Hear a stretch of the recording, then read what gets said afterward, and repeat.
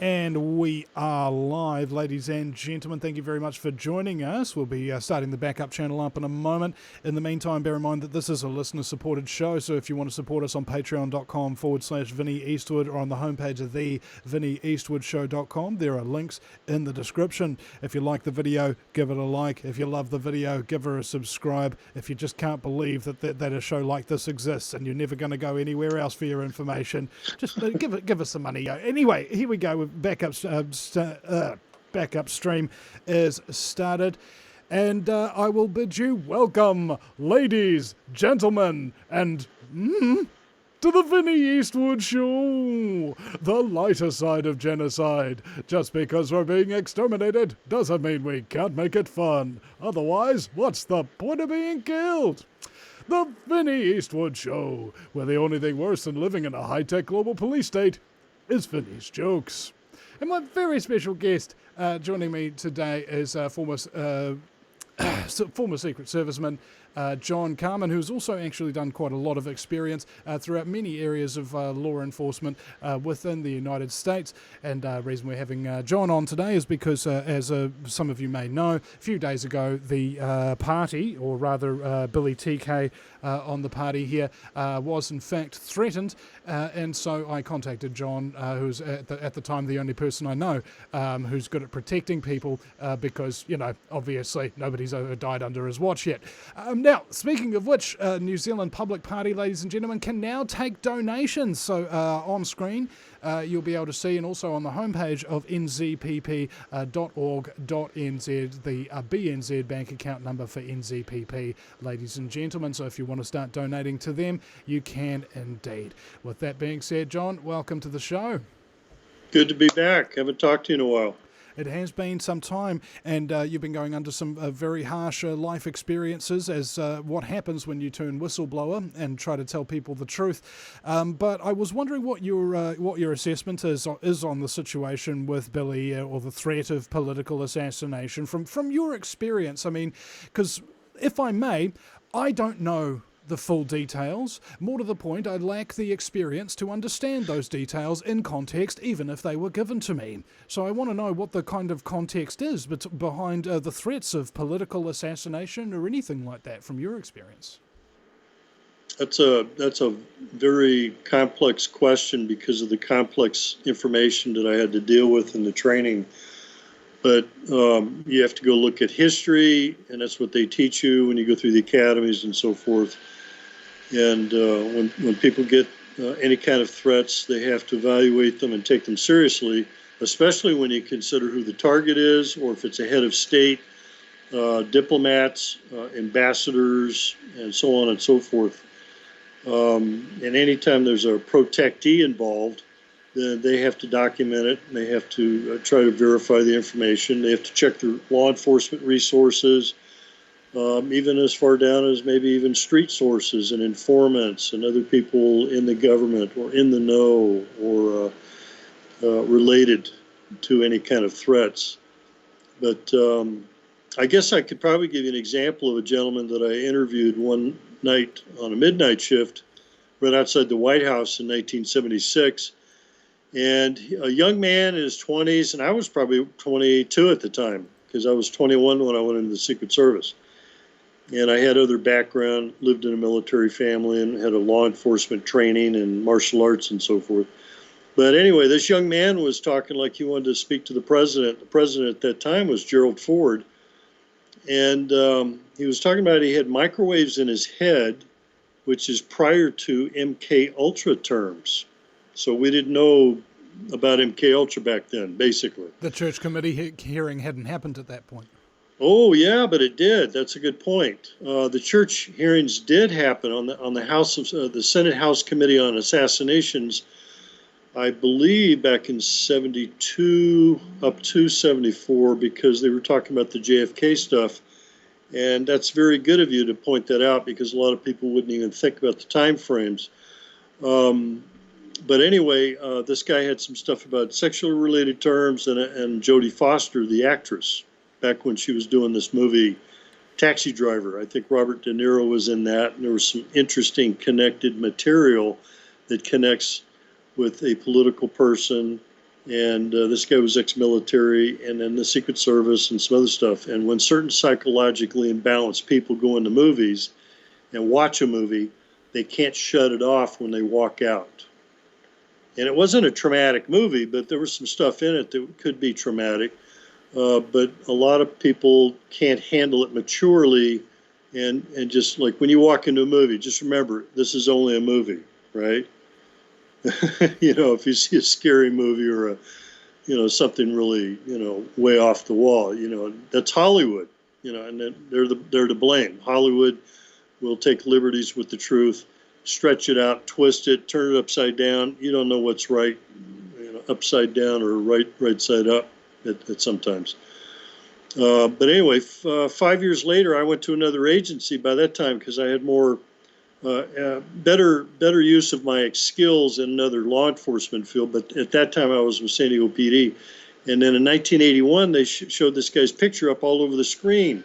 And I'm going, oh my God, that's the same guy I interviewed in '76. And the agent did not get him to St. Elizabeth's Mental Hospital that night. And he should have. And that's when the assassination attempt on Ronald Reagan occurred. That's where Jim Brady got hit and was damaged for life. Delahunty, the cop, DC cop, they didn't have any uniform division Secret Service there at the time at the Hilton.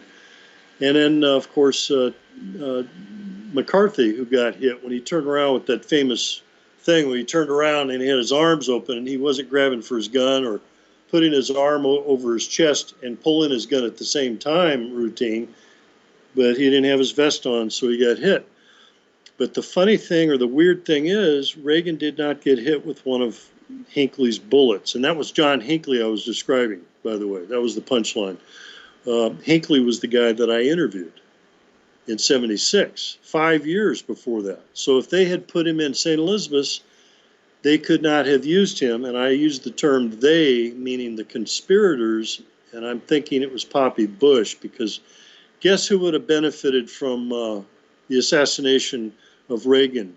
His vice president, who would have become president, which at the time was Poppy Bush? Exactly. And Poppy Bush goes way back to Dallas in '63, which he always denied that he was even anywhere. He doesn't remember. That was his famous answer. Oh, I don't remember. And he was up there in Dallas, and he was pictured outside the school book depository within minutes after the assassination. And Oswald was not the shooter.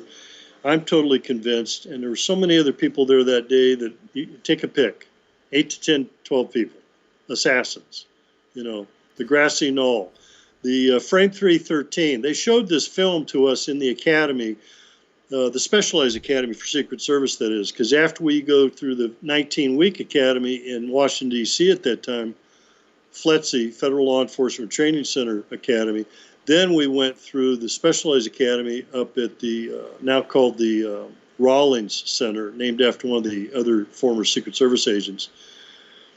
That was like 6 to 8 weeks, and then after that you were actually in the field and doing all kinds of stuff. But by that time you were so sick of shooting guns, it was daily, weekly, monthly, and we still had to qualify every month, that sort of thing. But we were so good at it, at least I was very good at what I did, and I will not let anybody try to take that away. I was a distinguished expert, which is shooting 295 to 300 each time. That's pretty outstanding stuff. But I'm going off subject a little bit here, but it ties in with these guys that were connected way back to JFK, all the way up to George Bush. We're talking about deep state. This is the thing that we're fighting right now. This is worldwide. The deep state is worldwide, and this is what we have to be aware of with all the things that are going on. You know. Could you explain that as well? Because often there's a structure, and then beneath the structure there's a shadow structure, you know, kind of thing. I wonder if you could elaborate on that.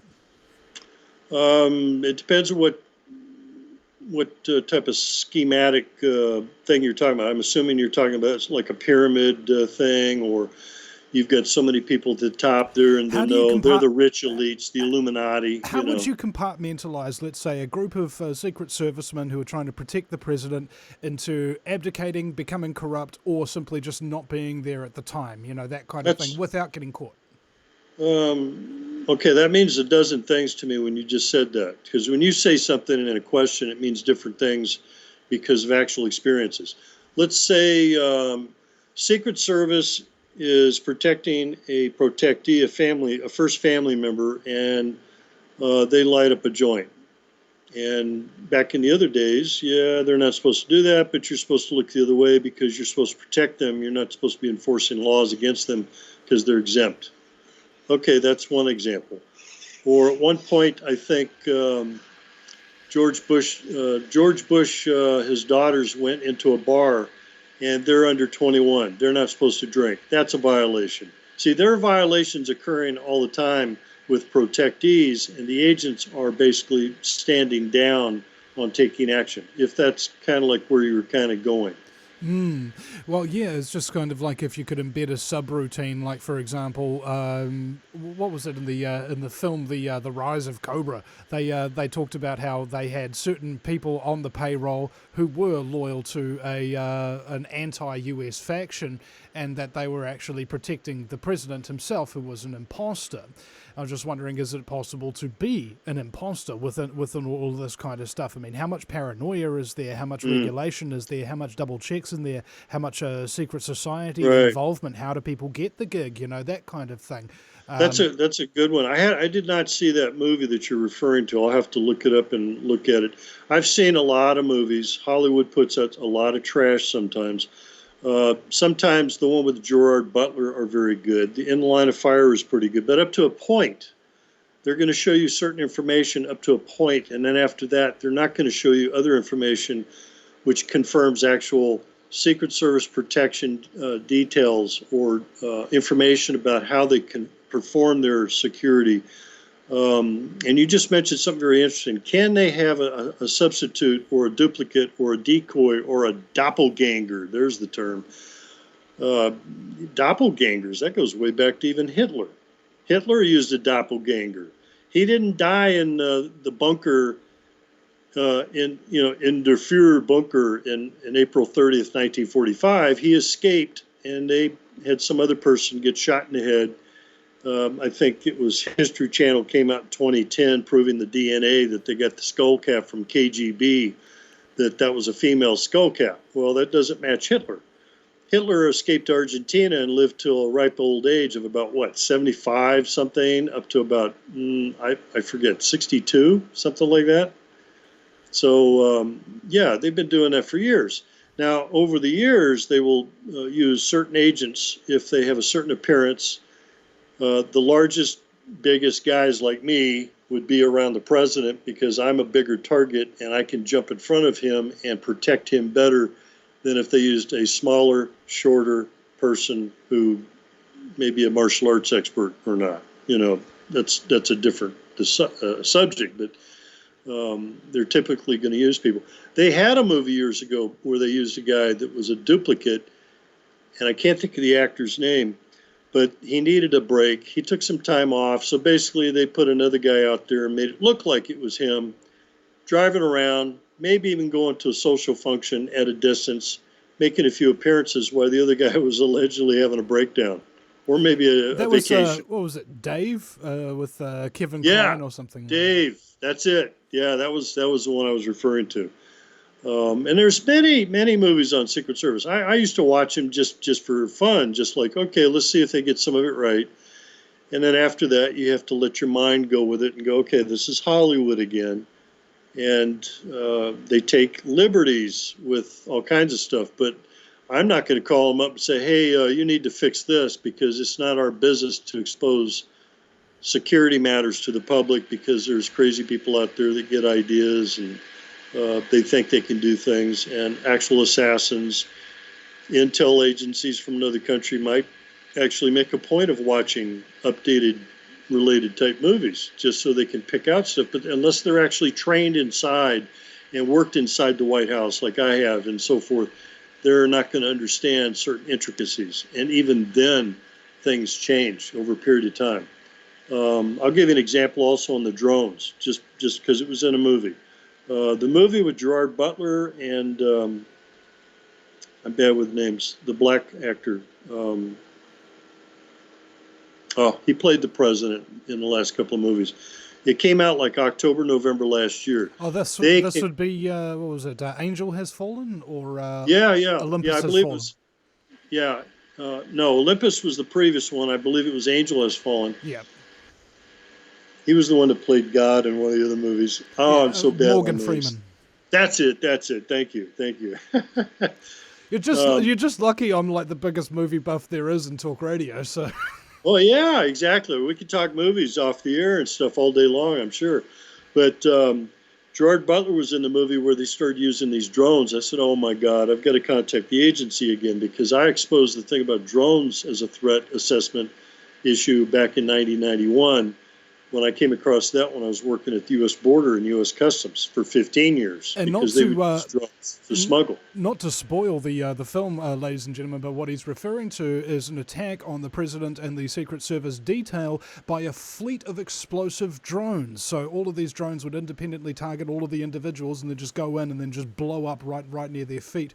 And then they managed to take out basically the entire president's protective detail like that. It's worse than that. I mean, I have to tell you. I mean, I had to double check the resources on the internet, because I'm not just anybody. I know how to do research. I use the computer every day. I've been using a computer since 1973, 74. But with all the updates and the stuff we have nowadays, but the actual drones that they had, I actually had pictures of it. I posted it and I sent it out to certain resources. They will actually fly out, and they have identification of the person's face, no different than a COVID raven, who can identify your face unless you wear a disguise and wear a mask and put a hat on or something and try to get around and not look like somebody. But they can still recognize features just like anybody else. And these drones would fly up and identify the person. So if they've got a digital computerized picture of the person that they're targeting, they will fly up, allegedly attach themselves to the head, and shoot a special explosive device into the head and explode from there. That's pretty outstandingly amazing because of the technology, but also because of the explosive technology that they could use in such a small device that would be, you know how they say that the size of a pinhead, or here's a toothpick, you know, something that small is enough to expedite the person back to his beginnings, you know, or back to heaven or someplace. So it's the criteria is that the technology is getting into Area 51 discussions. It's that bad. They can do stuff with frequencies. They're mapping every human being on the planet for DNA and stuff like that. So if they've got your DNA, they could give you something and you won't like it. They could do something. Yeah, I know, and people are completely unaware of this. I asked a guy one time, "Hey, bro, do you like Technotronic music?" He's like, "Yeah, I think it's pretty good." And it's like, I just described a type of mind control weaponry. Okay, it's not a type of music. A technocrat is not a DJ. Okay. These people can enter into your mind using frequencies, and because all of your thoughts and all of your emotions actually are on frequency carrier waves anyway inside your brain, they can mimic any carrier wave that they want and make you feel anything, you know. And that was my concern with Billy, is that there wouldn't be necessarily so much of a physical threat as there would be psychological threats, as there would be technologically advanced ways to manipulate or destroy him or something like that. Because I reckon if Billy, you know, just got zapped with something and woke up the next day talking about the flat Earth and the reptilians and all of this kind of stuff, he'd just destroy his credibility immediately. And that's one of the fundamental uses for Technotronic weapons. I was just checking some of my. Wait a minute. I was just checking one of the things I was listening to just recently, because I'm into this thing. I'm into this technology stuff. I'm into keeping your pineal gland clear because if your pineal gland isn't clear, then something can happen to it, get calcified, and so forth. Then when you die, you're not going to go to heaven or anything. You're just blocked off. One of the frequencies I was looking at just recently, just the last 24 hours, between 67 and 78, and I think I came up to a nice medium of about 70 hertz, is if you listen to that frequency alone, it's supposed to be a neutral frequency for your body to heal and for your brain waves to readjust. No different than the hertz level of the planet is like 7.83 or something. And every part of your body has a different frequency to the frequencies of your body's organs. So that means if you knew the frequency of, Vinny Eastwood, and you knew what his frequencies were, you could literally use an electromagnetic weapon at a distance. Or just a regular EMP weapon at a distance would affect generally any human. If you're human, if you're not, that's a different weapon technique. But they have these kind of weapons. They do it for crowd control. If people decide they're all going to do a run on the White House, they give weapons that they could use to prevent that, short of shooting and dropping bodies everywhere. But it's short of them having to do the old-fashioned stuff like tear gas and flashbangs, rubber bullets. It's the escalation of threat. I can't even think of the term I'm using right now. It's the pyramid of force is what we used to call it, something like that. So in other words, you go at the lowest levels, and if verbal mere presence doesn't work, then you may have to use physical force on a person who's aggressive, on drugs, on PCP, or angry or bad or something, to the point of using martial arts, a taser, a baton, mace, and actual physical force, martial arts, which I had a lot of skills in, to the actual point of using deadly force. And that's the last resort, of course. And we could talk about that all day, too, I'm sure. But anyway, did I kind of answer that, or we could get into more technological stuff? Well, that's the other thing, is like, what kind of veiled array of threats could we see? Okay, because my assessment is that Billy is the first politician in history to actually come out straight up against the New World Order and all its facets, which means that the New World Order will deploy any and every resource that they have that they deem necessary in order to eliminate or neutralize him. And I would just like to run through the gamut of what we might expect to see. Because if I may, the reason why I want to do that is because if things come out of left field and we're completely unaware of them, there is no way that we can prepare for them. Right. And that's a good question. And I have to tell you, I operate on a much different level than people can think. Sometimes I get messages, or I'm encouraged to look at certain things, and I don't fight it anymore. I go with it. So in other words, all of a sudden I was looking up stuff on Princess Diana last night. So I'm going, okay, there's something going on. So I'm being guided to look at certain things, like some prophets. Prophets get messages from God. They get signals. They get frequency messages. They get all kinds of stuff. But I used to look at stuff just because I'm going, okay, look, how come I'm watching the Alamo movie? I've seen it 100 times, but 250 good guys against 5,000 Mexican troops are good odds for heroes, and they're all going to die, type of thing. I said, okay, I get the message. But I was just thinking about this Princess Diana just recently. I go, wait a minute. I had some troll try to make a stupid comment about her, and that was totally,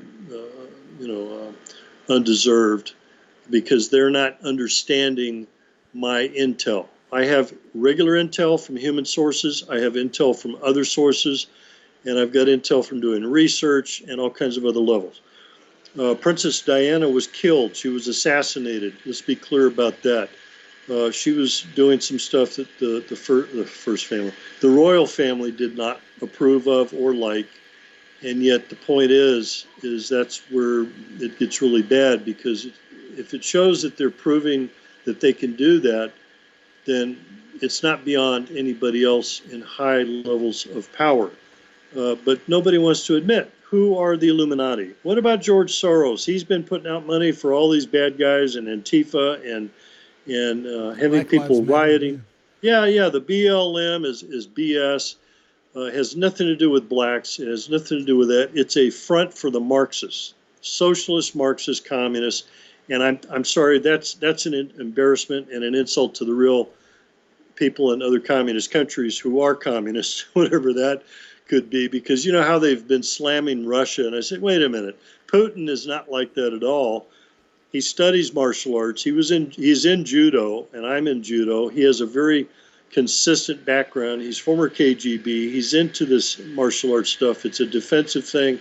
My friend Steven Seagal is back there, and he's got a duplicate dual citizenship and a passport as a diplomat.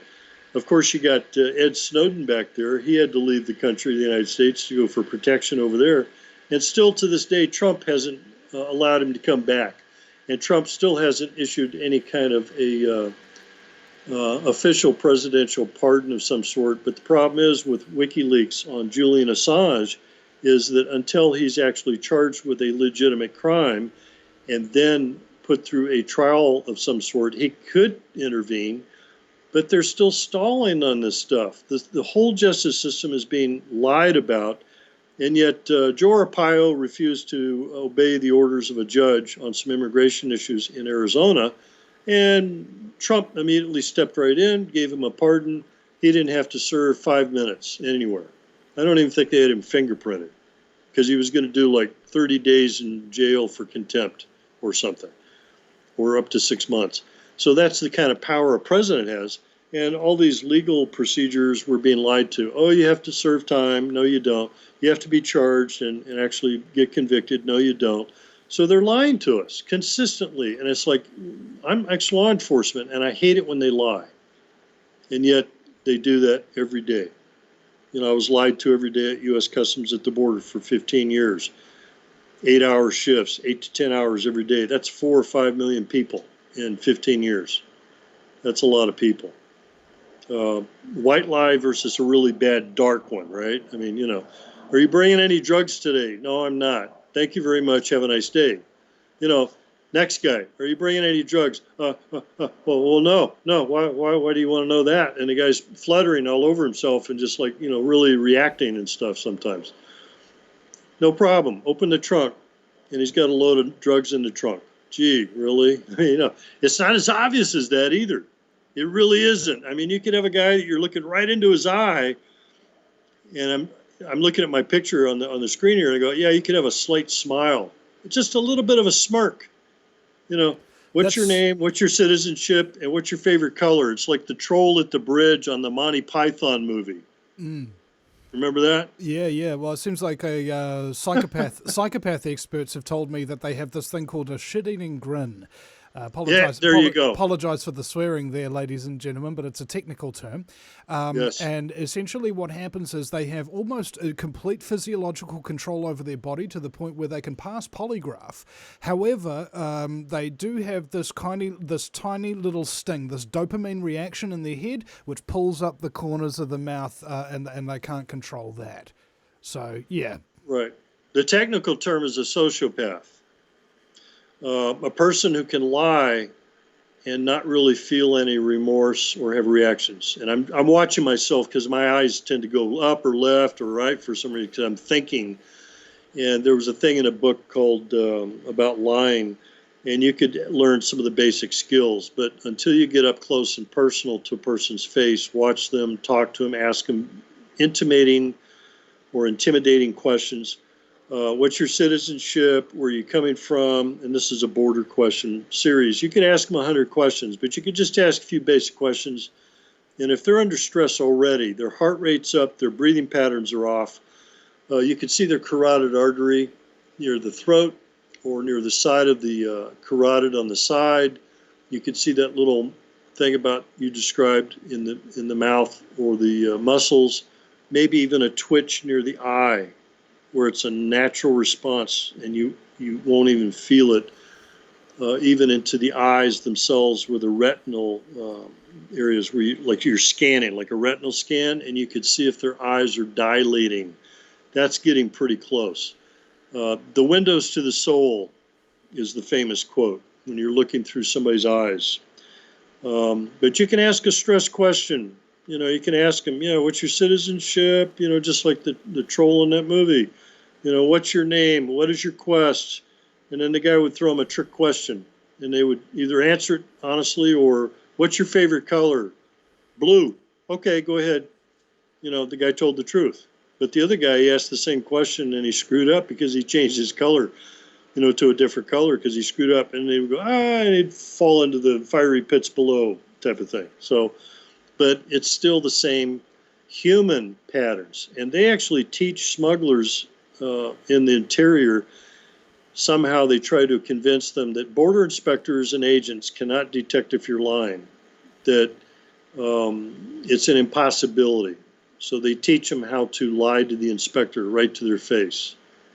That's a problem because I would get into your face very closely. I mean, 3 feet, that's an arm's length. 3 feet away, that's close enough that you can get really close to a driver.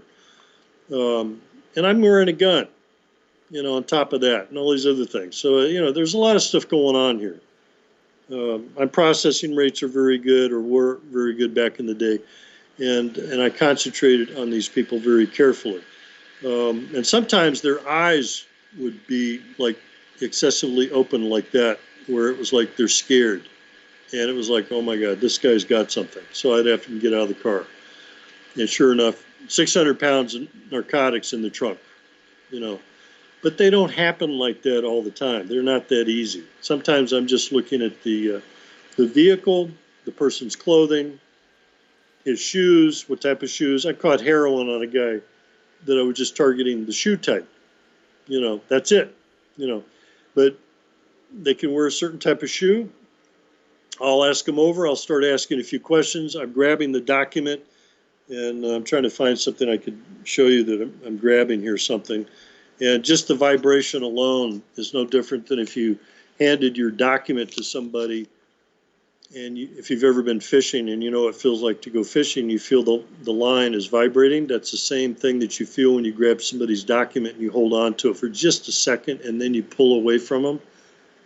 They're scared. They're vibrating. They're nervous. That sort of thing. There's all kinds of tricks, but that takes many years, and of training, but mostly the learning and the actual hands-on that you learn that stuff. I'm telling you, if I knew what I knew today and went back, I could teach all kinds of techniques, and it takes a long time to learn that stuff, 10, 15, 20 years. Some guys are really good at it and went to other agencies, DEA or something.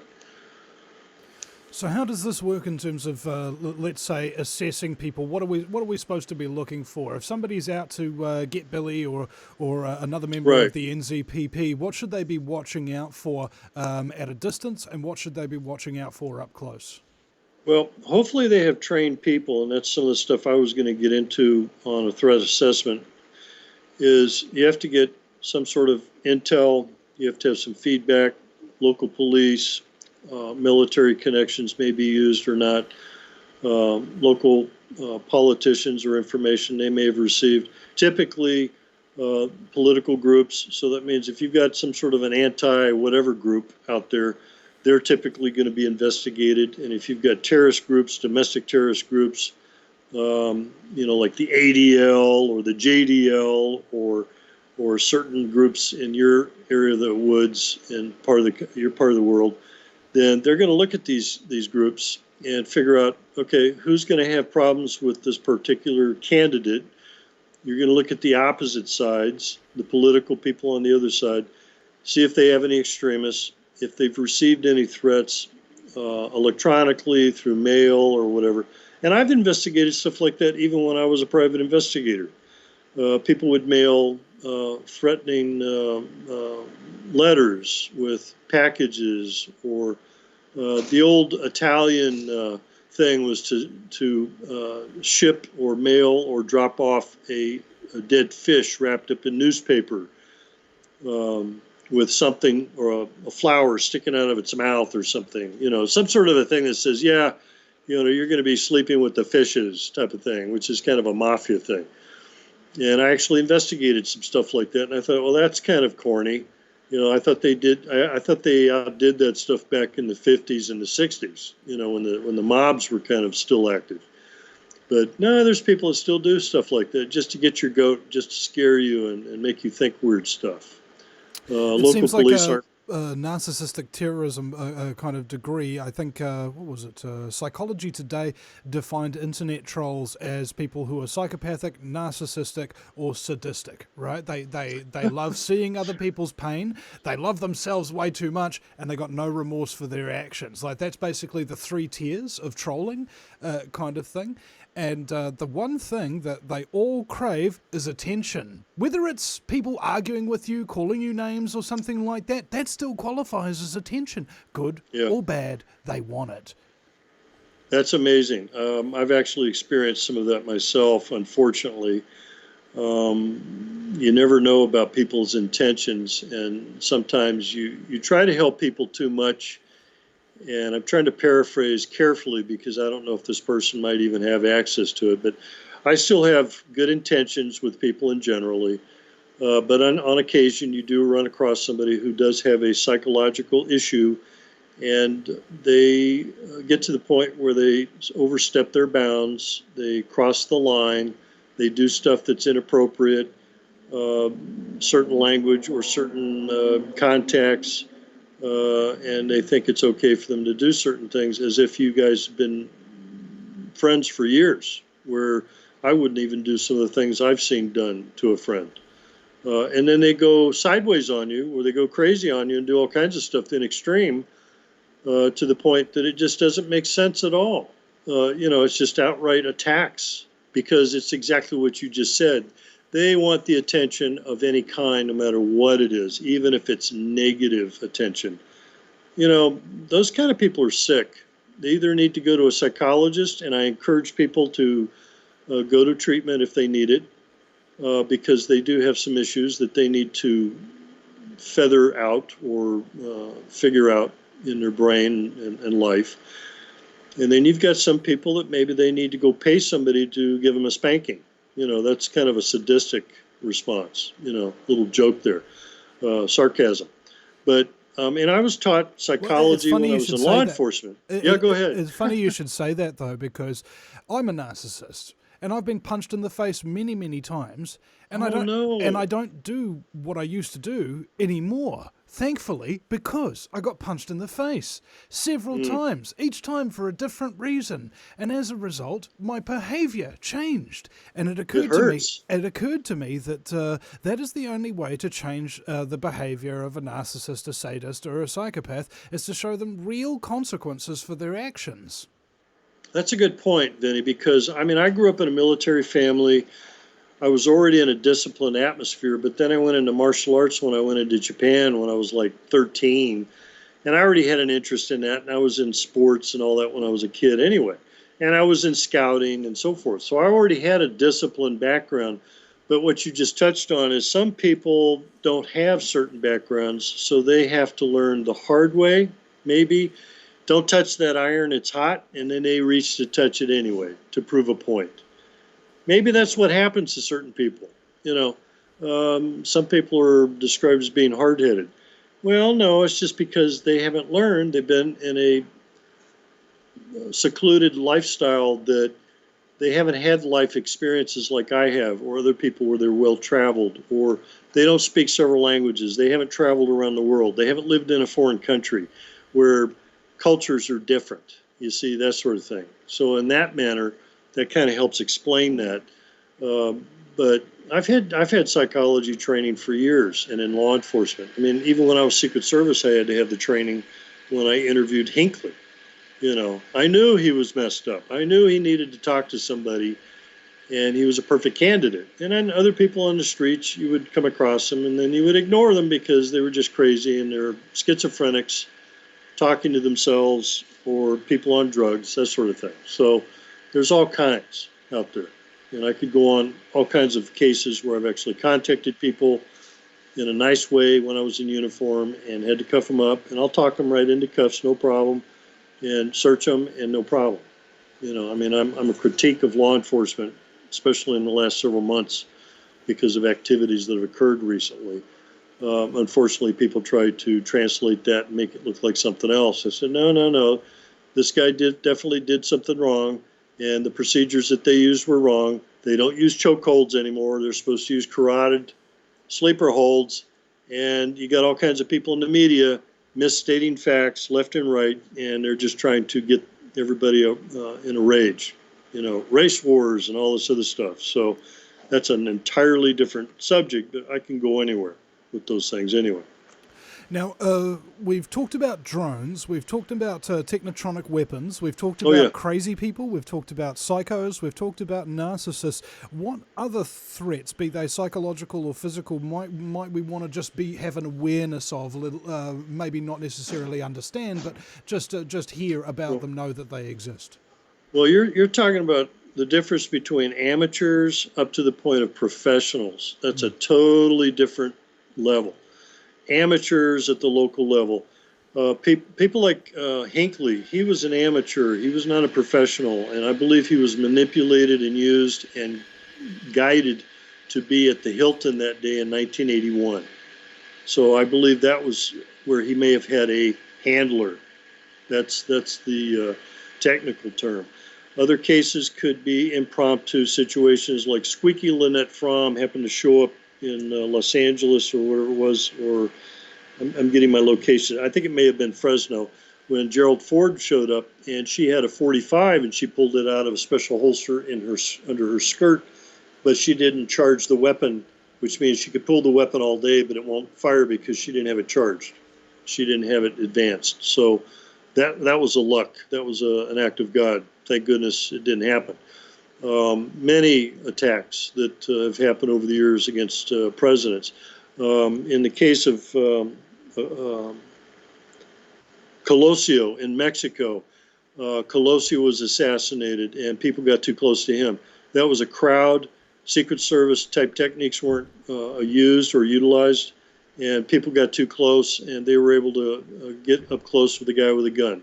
The Sirhan case, which I don't believe Sirhan pulled the gun and pulled a weapon. It was somebody else from the rafters. It's always a multiple shooter situation, and they always call it the lone male gunman scenario, because that is the decoy the deep state uses continually to make it look like, oh, look over there, lone male gunman, that's the guy. But when in actuality it's somewhere else to the left. Open and closed, right? Open and closed case, because you want the public to think, oh, this guy's alone. Okay, there we go, and no more thought needs to go into it. And I recall the interview I had with Gene Chip Tatum, who was actually part I know Gene. He's part of former CIA hit squads, and he said, you know, it's going to take about $250,000, a 3 to 4 man team, and we're going to have to pay off the local police. Why is that? Well, because you have to be at several locations to make sure that you get a kill shot. You can't just leave the guy alive. And number two, you need to bribe the local police, because you want that entire scene to be locked down for at least 15 minutes so your team can get away clean without being accosted by police. You know, right? And then boom, you've got your assassination, and you've got your exfiltration, and your entire team goes out, and nobody thinks that there was anybody there. And the last thing that you need is just a patsy, and you're not usually on your team. Right, and there's so many things, because you have to be trained at this stuff when you go through the Secret Service academies and so forth, and you go back in history and time, different scenarios. James Earl Ray on the Martin Luther King assassination, he was not the shooter. It was a military team. Sirhan Sirhan, we talked about him. Bobby Kennedy, and John F. Kennedy was multiple shooters. And I've actually talked to Robert Tosh Plum Lee, who was also CIA. But I was talking to Tosh about smuggling issues and the corruption, and all of a sudden we started talking about, well, John, I was in Dallas in '63. I said, no, you weren't. Are you kidding, really? So we started talking about that stuff. And I'm going, okay, but I was only 10 years old in '63, so I have my little background, since I was 10. But these guys have been around. They're still around. You mentioned Gene Chip Tatum. I've talked to him for years. probably since '95. But my stuff was mostly about customs, the corruption, the smuggling by the government, the CIA, which is true. Colonel James Sabo, United States Marine Corps at El Toro, he was assassinated, and they wrote it off. I sent a VHS tape recorded lecture I did for 2 hours up in the Granada Forum up in Los Angeles area to a congressman you may have heard of, Sonny Bono, up in Palm Springs back in 1998. And it was priority mail, so it got to him in less than 3 days, and he was assassinated in 7 to 10 days of my contact with him. Now that's weird.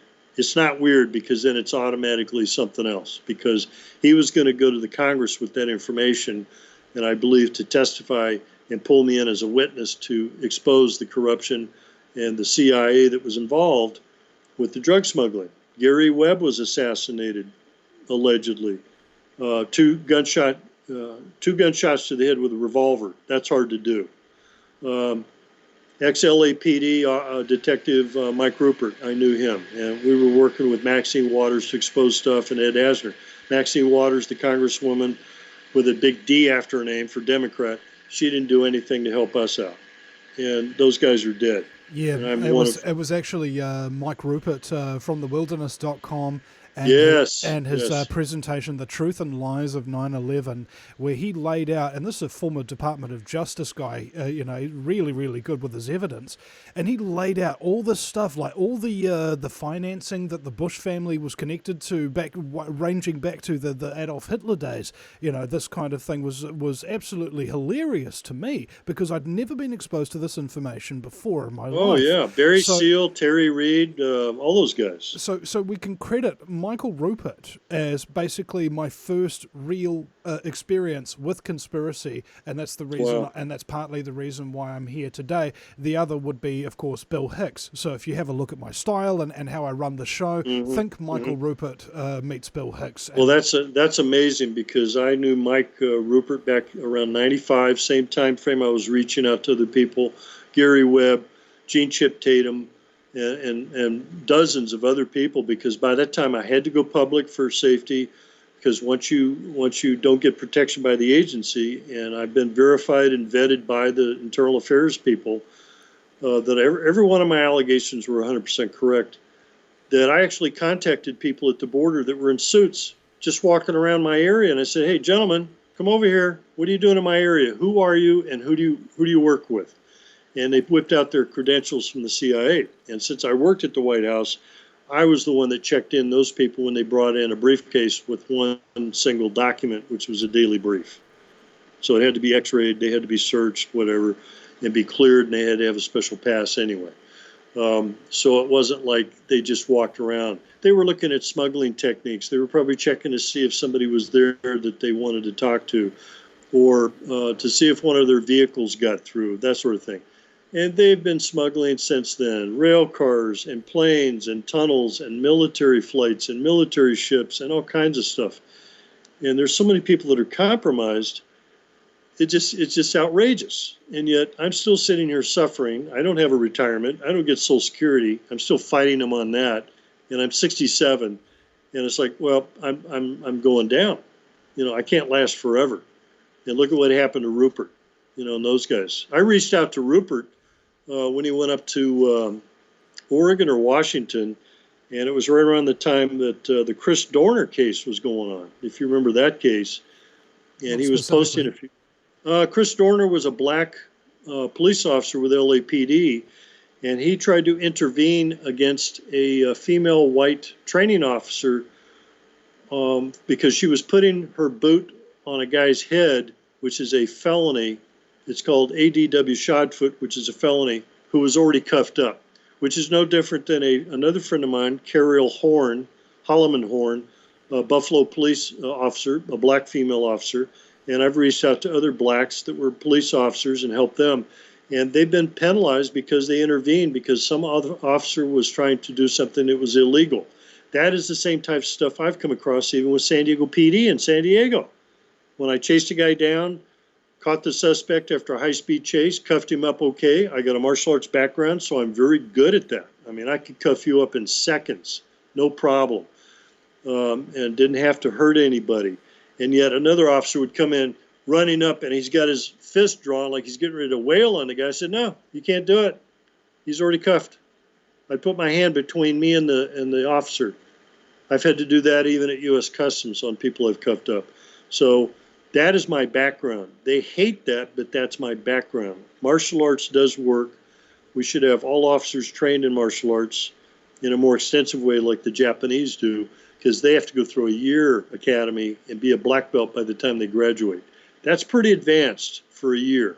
That's like every day, even 5 days a week that I attended in Japan. When I was in regular school at an American school and going to martial arts in addition to regular sports, American sports. And I eventually just dropped out of the American sports and went straight into full-time when I was doing martial arts and judo. But Aikido, the stuff that they teach, and special techniques that police officers are taught on how to restrain somebody, wrist techniques, and wrist twist locks, and certain holds where you can safely handle somebody, cuff them up, even if they're on drugs, and that's the hard thing. Somebody on PCP or drugs like Rodney King was. There were already two other guys in the backseat of a police car that they already cuffed up, and he was the one that was on cocaine and PCP and marijuana, which is a SHRM, the PCP stuff. And those guys overdid it, in my opinion. They used excessive force. I could have walked in there and cuffed the guy up and walked him and searched him in and put him in the back of the car, no problem.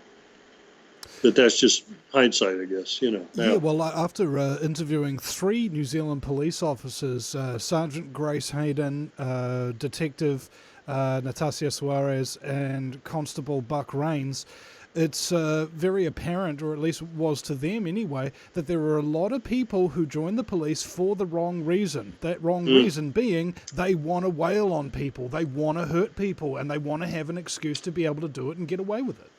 Or pull their gun and shoot people like in movies, because we have people out there that are not psychologically balanced. I've actually pulled over on the side of the road to back up a police officer in San Diego, a white male with his gun pulled on a mom and pop Hispanic couple in a pickup truck. And I luckily had a suit and tie on that day, and I came out with my badge immediately and started talking to the officer. Says, hey, U.S. Customs, can I give you a hand? And I started speaking Spanish because I figured this guy wasn't speaking Spanish.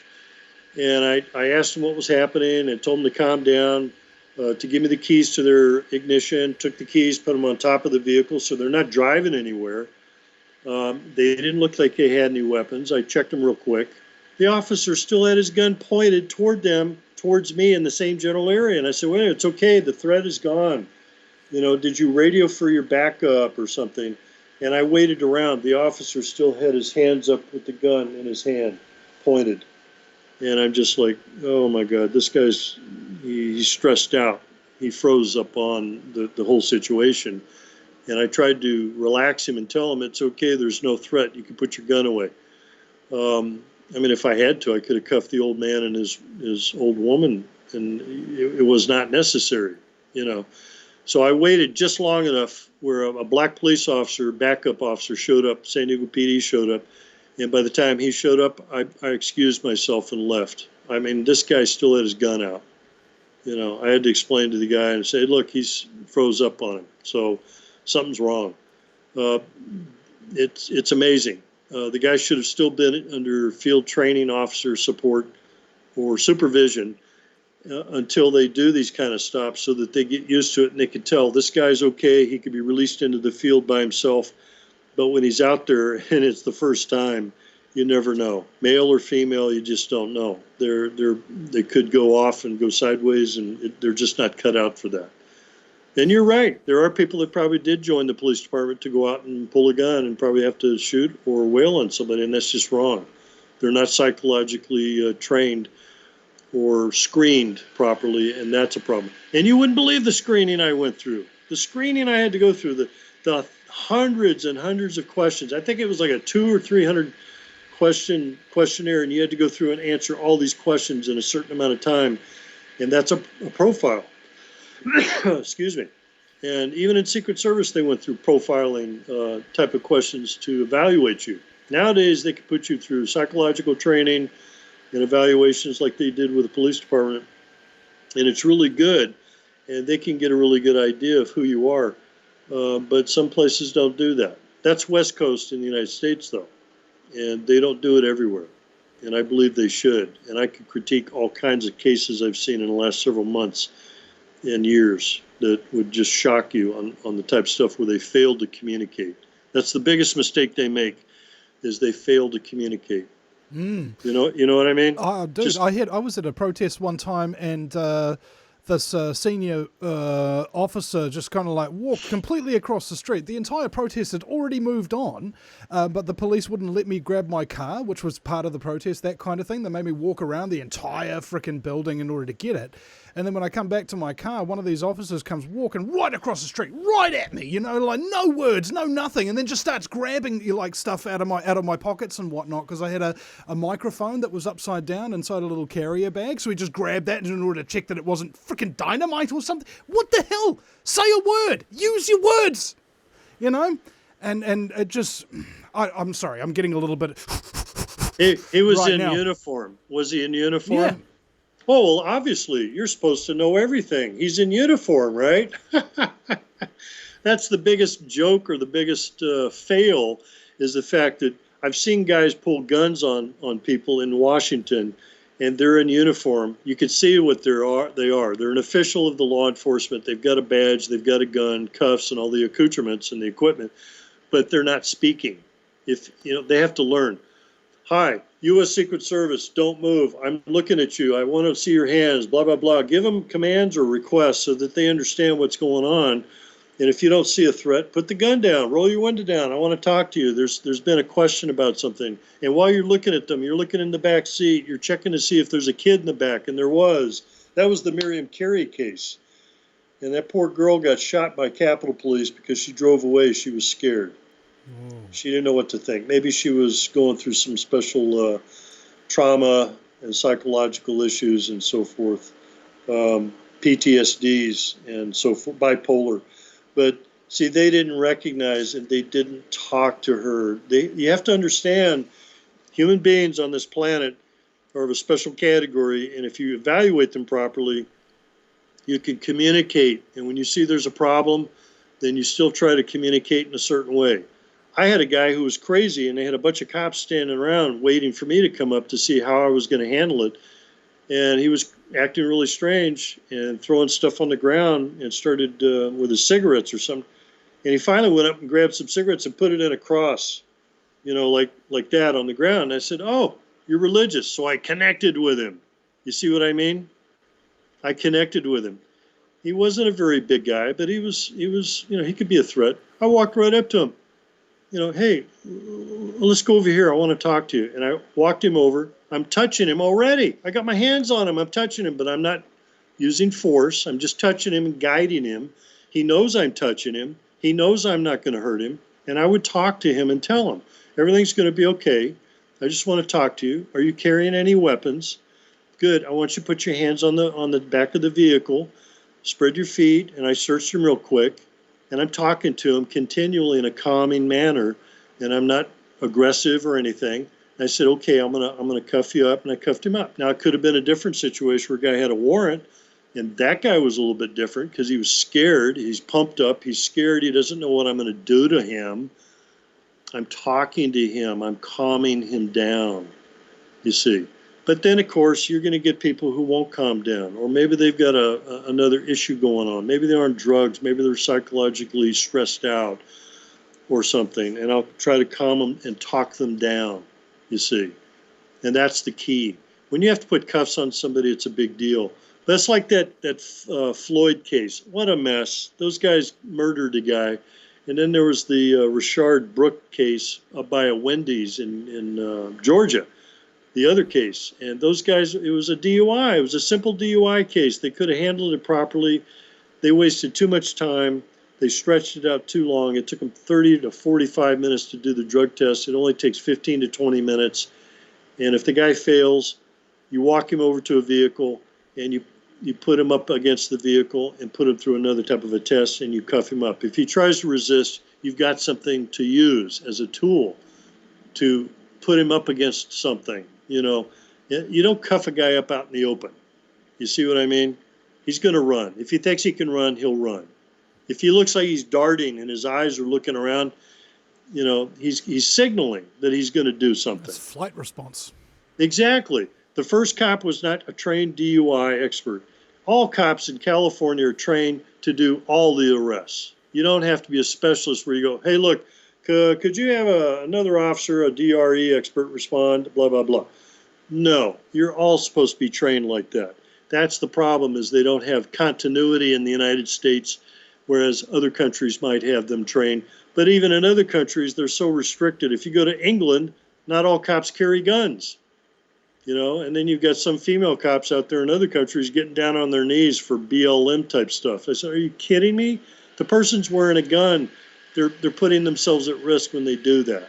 I could point out mistakes all day long, and you would be impressed with the stuff I see, because I'll dissect every little thing that they're doing wrong, and maybe that's why I've lived so long.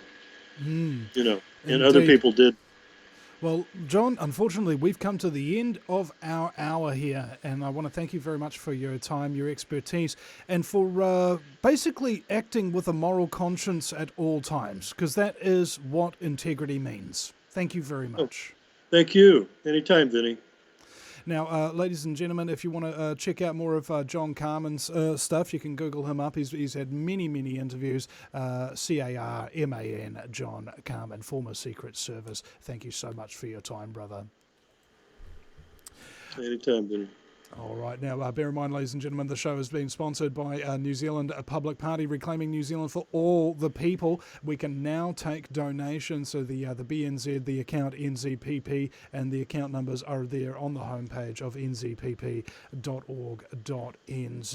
I'm trying to bring as many international experts to bear as I can to help NZPP share in their wealth of knowledge so that they can be more effective this campaign and not take stupid risks that might wind up getting somebody killed.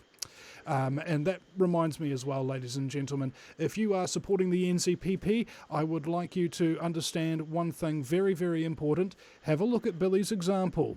Is he trolling people? Is he aggressive? Or is he calm and setting a good example?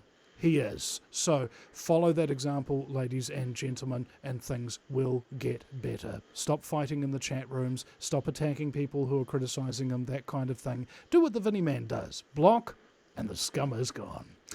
All right, so with that being said, ladies and gentlemen, bear in mind that this is a listener-supported broadcast. So if you want to go to thevinnieeastwoodshow.com, that's Vinny with a Y because it's the most important question, and Eastwood, like, go ahead. Make my news. And go ahead, ladies and gentlemen, you can start up a PayPal automatic payment there, whether it be $5 or $1 a month or something of that nature. And if I've remember correctly, yes, here we are, ladies and gentlemen. This is the real reason why I'm trying to get some donations and support, ladies and gentlemen, is my little bubba there. Isn't she cute? So freaking ridiculous. It's just not even funny. And Daddy loves her very much. And let's hope she doesn't get kidnapped by ruthless criminal psychopaths during this next lockdown that's upcoming under the Jizzy government. So with that being said, ladies and gentlemen, thank you so much to everybody who donates regularly through KiwiBank, PayPal and Patreon. Thank you for everybody who's giving one-off donations and sending us guest suggestions, that kind of thing. If you have donated, on the homepage of the VinnyEastwoodShow.com, it says, already donated? Click here to get your special rewards. And then you can get yourself the unlisted playlist, which includes that interview with Constable Buck Rains. He doesn't want that to be public. And that goes through the entire New Zealand police recruiting thing. And that is one heck of an eye-opening interview. And there's nearly 100 other videos on that unlisted playlist. That's for donors only. If you want to be also the secret donors Facebook group as well, ladies and gentlemen, where you can come in and be cool with everybody else. Promo's all done. Thank you, John. Thank you, ladies and gentlemen, for listening to the Vinny Eastwood Show, the lighter side of genocide. Just because we're being exterminated doesn't mean we can't make it fun. Otherwise, what's the point of being killed? The Vinny Eastwood Show, where the only thing worse than living in a high-tech global police state is Vinny's jokes. Love your jokes, Vinny. Thank you. Hey, we'll do